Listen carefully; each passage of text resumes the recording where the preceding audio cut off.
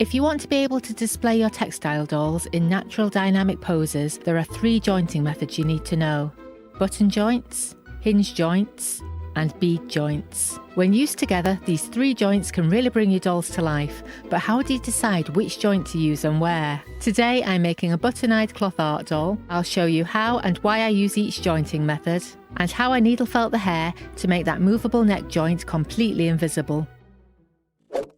I'm making a 19cm doll using one of my own templates.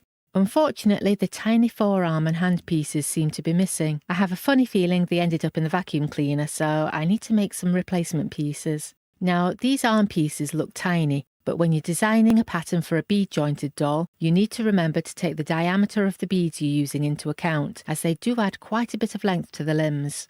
I mark out all the pattern pieces on quilting cotton. I've picked out a pale stone shade for the skin tone and some beigey coloured stripes for the legs. I'm using some light linen look fabric and cotton lace for the dress, so this one will have an earthy, natural feel. I do prefer stuffing dolls with kapok, but I'm not able to get the quality kapok stuffing I like at the moment, so polyester fibre it is. I love bead joints for cloth dolls as they're so versatile. If you use elongated beads, they work as a hinge joint, but if you use more rounded beads, you get a little bit of sideways movement too. I use beads to joint the shoulders, elbows, wrists and knees. I take the thread from the corner of the piece I'm working on through the hole in the bead and make a small stitch through the corner at the other side. Then I bring the thread back through the bead and fasten it off underneath where the stitches won't show too much. I bead joint the shoulders in a slightly different way to give them more movement, but we'll come back to that later. I love these decorative metal beads for jointing. I personally don't like the look of plastic beads. I find softwood beads are too soft. Glass beads often have sharp edges that will snag the thread. Hardwood beads work well, but they can be difficult to find here. As long as the metal beads have rounded edges, they usually work well and they look so pretty. If you just found me, by the way, my name's Jo. I'm a full-time doll artist based on a narrowboat in Wales.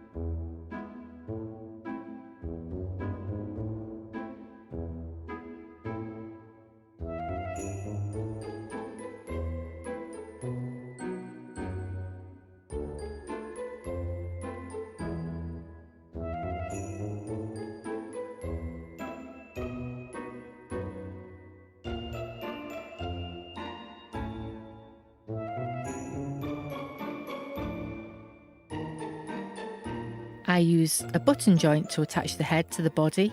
Button joints are useful when you need a very stable joint that will pivot around without wobbling. The exact movement you get with a button jointed neck will depend on the shape of the head and the top of the neck. I sew the first button to the middle of the back where it'll be hidden by the dress, then pass the thread up through the torso and bring it out on the front facing side of the top of the neck.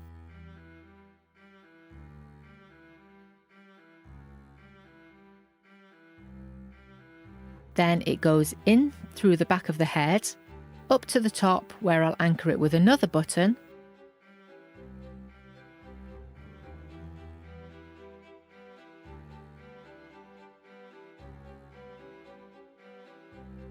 Then pass the thread right back down to the first button on the back.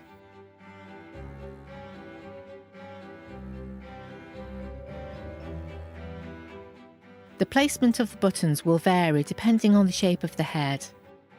The way my dolls are designed, the head sits to the front of the neck, so this joint allows the head to kind of tilt from left to right. If you have a rounder head shape that sits directly on top of the neck, you can make it rotate horizontally from side to side. Depending on the body shape, you might need to place the first button on the chest rather than the back, but you can play around with it and see what works best. I'm using Gutterman top stitch thread for all the jointing. Top stitch is a very strong, thick polyester upholstery thread. I'll put a link to it in the description. Before I show you the hip joints, I'm just painting some shoes on. I've mixed a stony neutral colour in acrylics with a bit of fabric medium mixed in to help it sit better on the fabric. It's a lot easier to do this before attaching the legs, and I'm much less likely to get splodges of paint on the rest of the doll. Hinge joints create a very stable joint. There's no rotation or sideways movement, but they're great for the hips when you just want the doll to sit up without falling over. I anchor the thread at the side of the hip where it'll be hidden by the clothing. I stitch right through the top of the leg, then make a small stitch to attach the inner corner to the torso.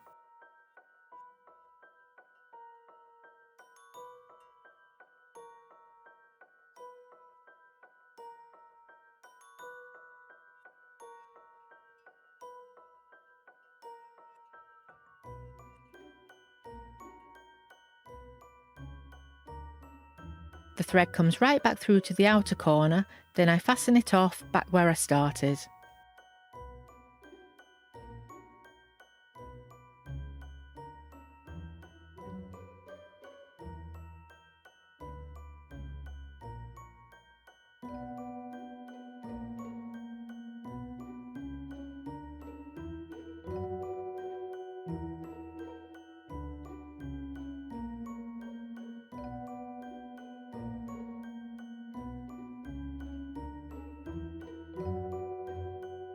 I repeat the process on the other leg, making sure they're spaced evenly so they're symmetrical. I check the tension is even on both legs so they have the same amount of bend, then fasten it off.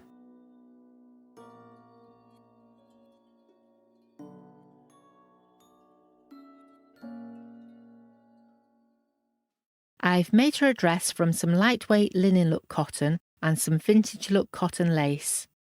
This is going to be permanently fixed to the doll, so I'm ladder stitching it up the back. This will hide that button on the back of the torso. I'll stitch through the dress to attach the arms to the body. The shoulder joints will actually hold the dress in place. I want the shoulder joints to have plenty of flexibility, so the thread needs to come in and out of the tip of the shoulder very close together. I hide the knot under the dress at the back, pass the thread through to come out just in front of the right shoulder. I check I have the right arm and it's facing the right way. Then I go through the bead at the top of the arm from front to back.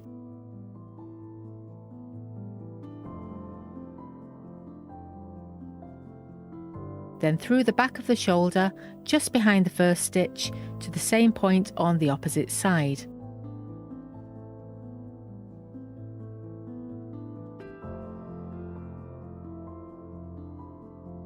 Now I go through the bead on the left arm from back to front, then in through the front of the shoulder and back to the front of the right shoulder.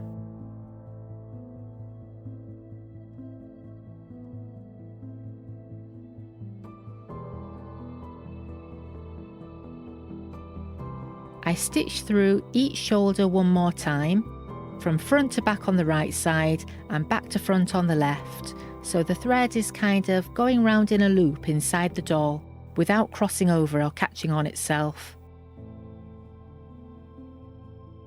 This can get a bit confusing, so replay this bit as many times as you need to.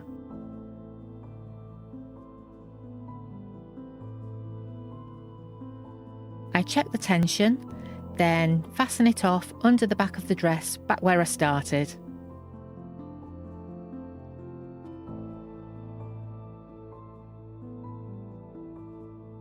If you're finding this video helpful, don't forget to hit the like button and let me know. You can also subscribe if you like so you don't miss the next one.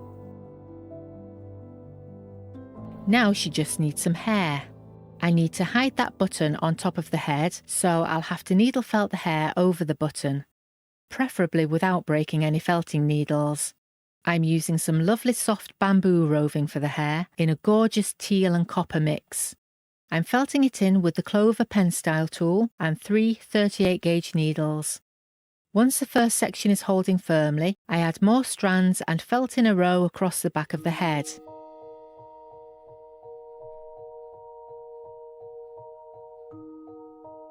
I felt another row overlapping the first, then I keep adding more until most of the head is covered.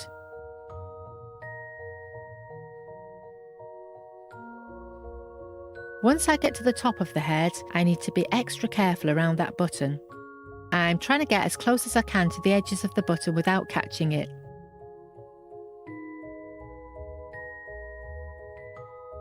Once the scalp is all covered, I take a few strands of bamboo and lay them across the top of the head to cover the button.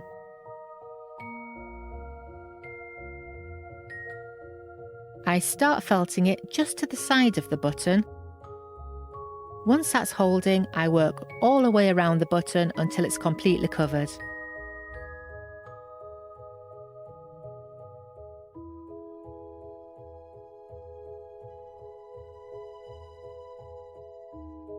Now that still looks a little bit untidy, so I lay some more bamboo across the top of the head and use 2 needles to felt a straight line down one side and make a parting.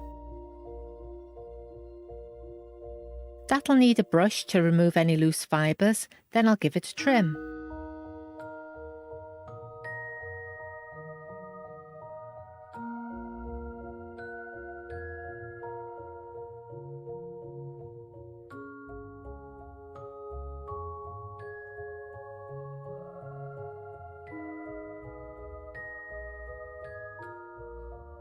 I've named this little one Myrna Sandstone.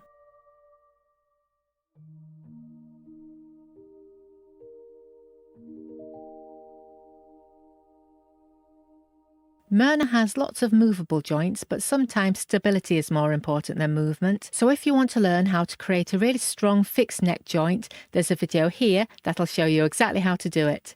Go watch that one now, and I'll see you next time. Bye.